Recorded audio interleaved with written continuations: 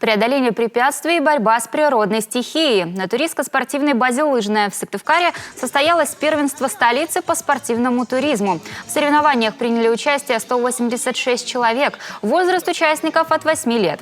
Приехали конкурсанты из 7 муниципалитетов Коми: Усинска, Микуня, Сыктывдинского, Карткировского, Сысольского и Прилузского районов, а также Сыктывкара. Соревнования проходили по одной дисциплине – личная пешеходная дистанция 2 класса. Сначала участники переправлялись по бревну, затем по параллельным перилам. Далее спуск по склону, затем подъем. А в завершении навесная переправа и переправа «Маятник».